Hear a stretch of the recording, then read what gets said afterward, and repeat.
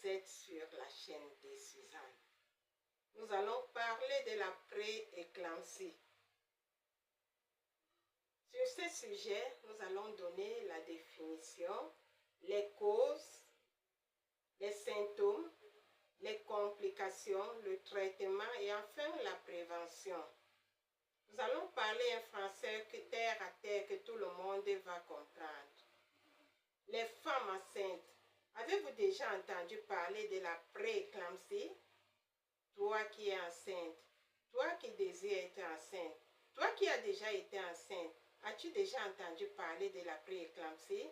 Si ce n'est pas le cas, remercie le ciel, écoute ce que je vais te dire et ensuite partage massivement pour pouvoir aider ceux qui sont encore dans l'ignorance. C'est quoi la pré-éclampsie? Qu'est-ce que la pré-éclampsie?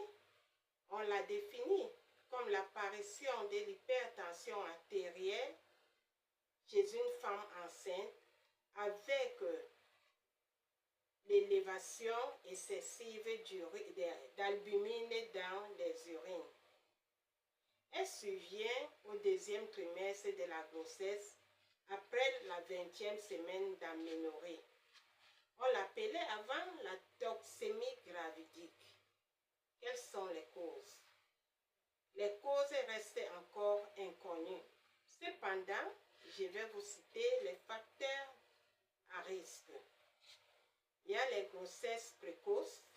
La première grossesse, qu'on appelle nullipare, une femme qui n'a jamais pris la grossesse et qui prend la grossesse pour la première fois, court le risque d'en avoir la pré-éclampsie.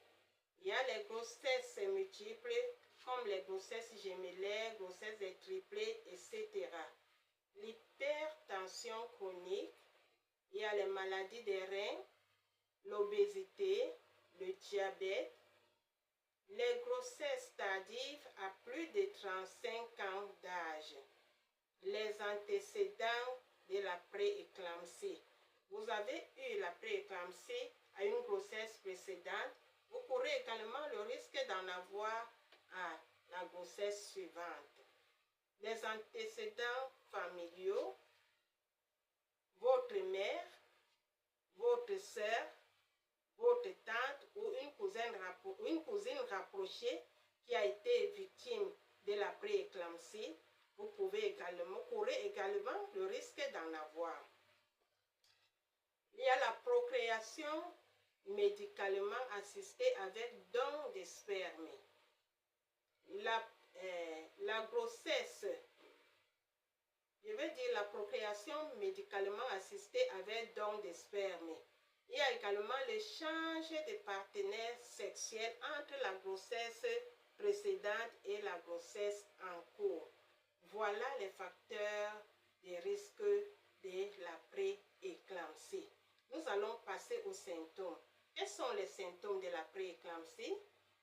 Nous parlons là des signes à reconnaître chez une femme enceinte présentant de la pré-éclampsie. Il y a les maux de tête,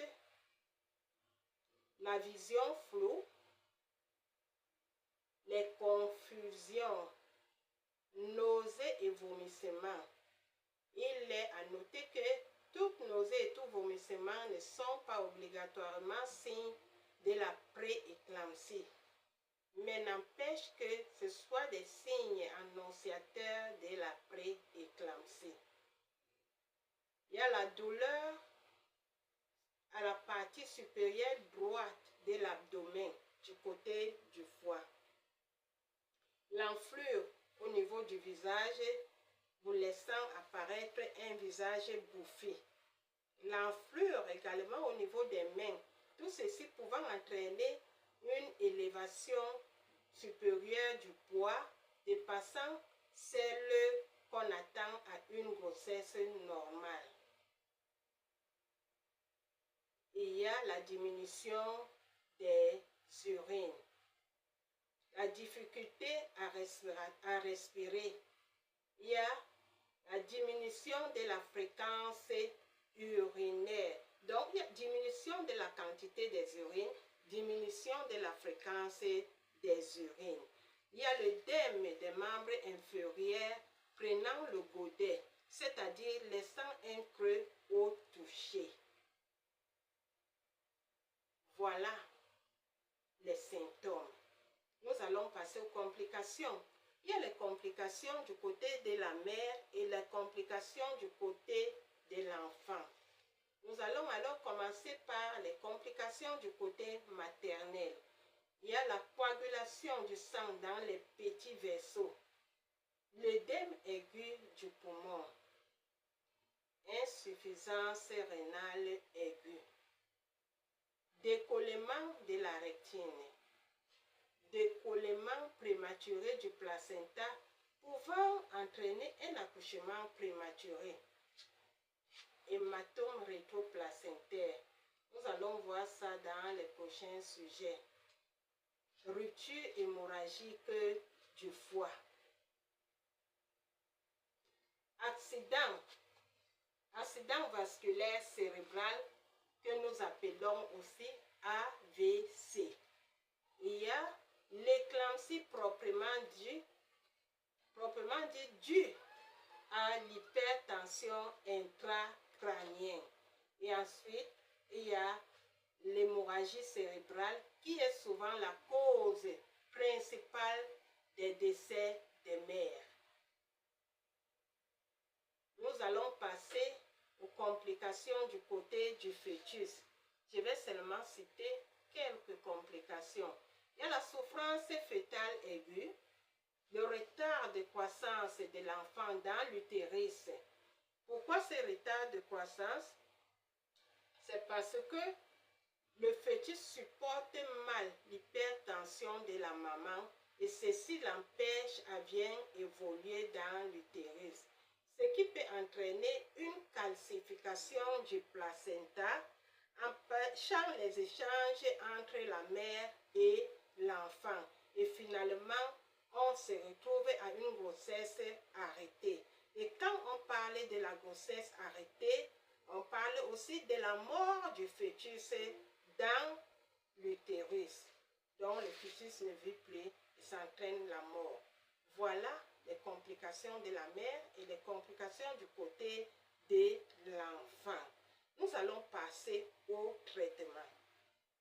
Le traitement de la prééclampsie commence par la surveillance régulière de la tension artérielle, l'administration des antihypertenseurs par voie intraveineuse. Et ensuite, on peut passer par le relais oral.